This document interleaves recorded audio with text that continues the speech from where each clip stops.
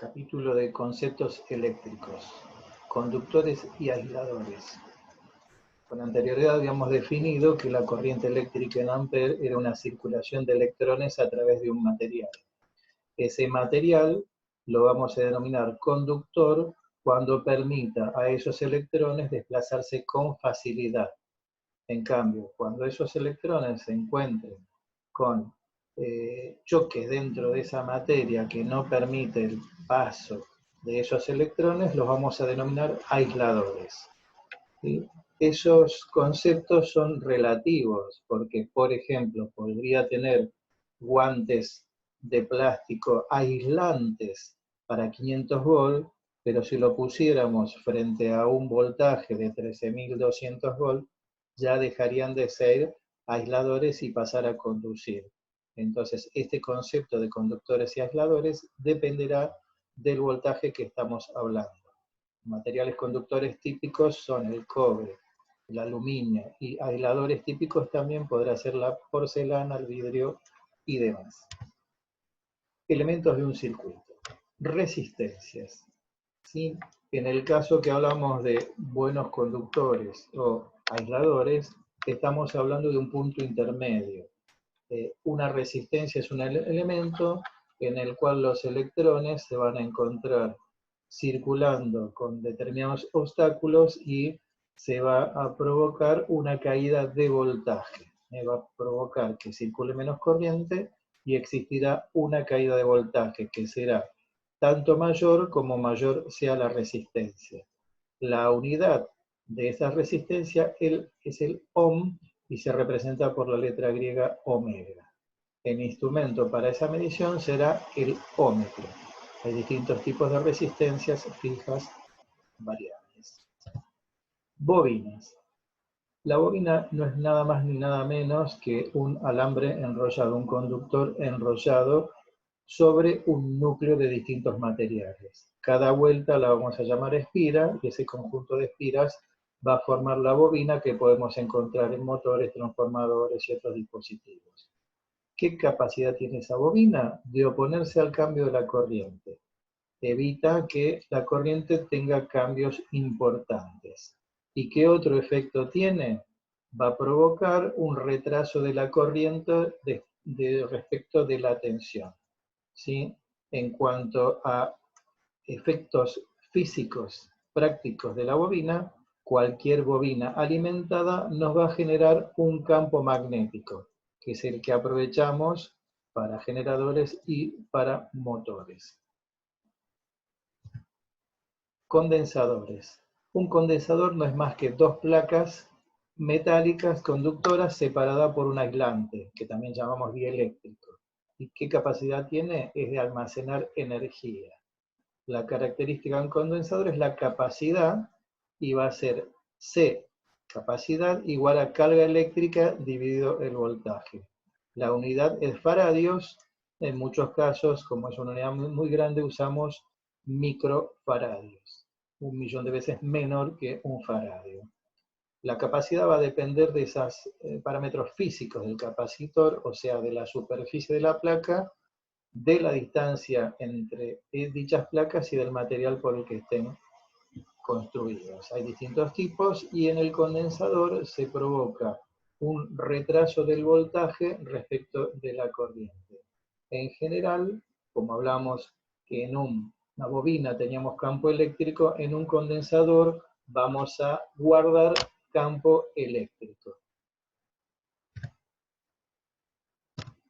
Corriente continua. En el caso de graficar una corriente continua, como la línea roja que figura en el gráfico, quiere decir que a través del tiempo la corriente o la tensión se maneja a un mismo valor. Por ejemplo, una batería. Ese es un caso ideal. En realidad esa curva tendría que estar inclinada y arrancar, en caso de una batería cargada, en alrededor de 13 volts y medio, y después irse descargando, bajando de 12 volts. Entonces sería una recta inclinada. Esa sería la forma de graficar una batería real, no una ideal como la del gráfico. Pero en ningún momento cambio la polaridad.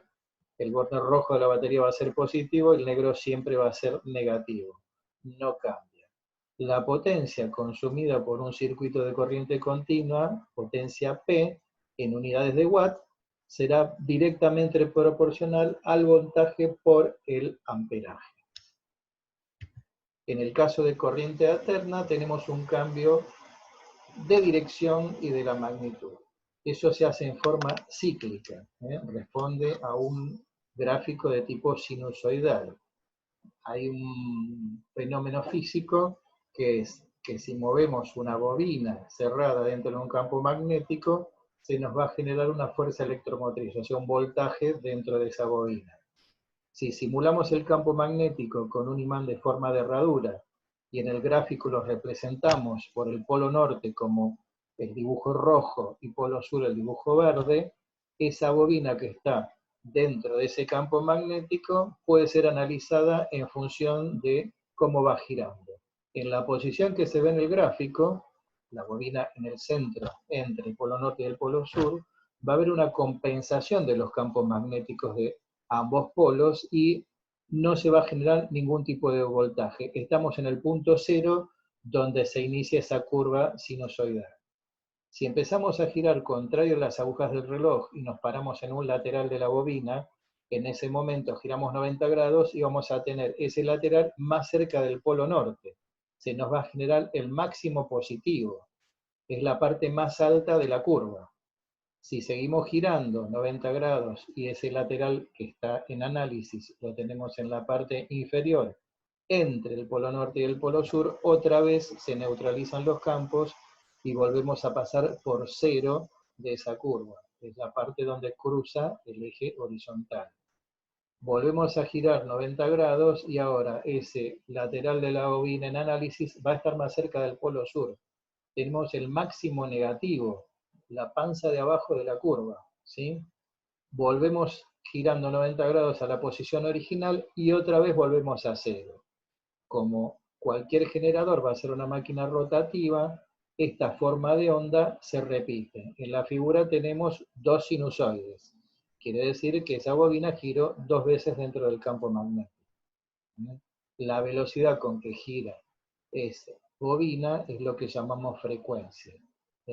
50 Hz o 50 ciclos por segundo quiere decir que esa bobina gira 50 veces dentro del campo magnético en la unidad de tiempo, en un segundo.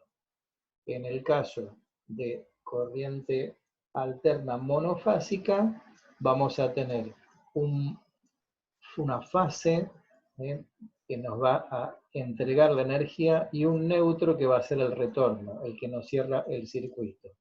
En el caso de un circuito trifásico, tendremos tres polos que nos entregan energía y solamente un neutro. Cuando veamos potencia vamos a analizar cómo se comportan esas tres fases.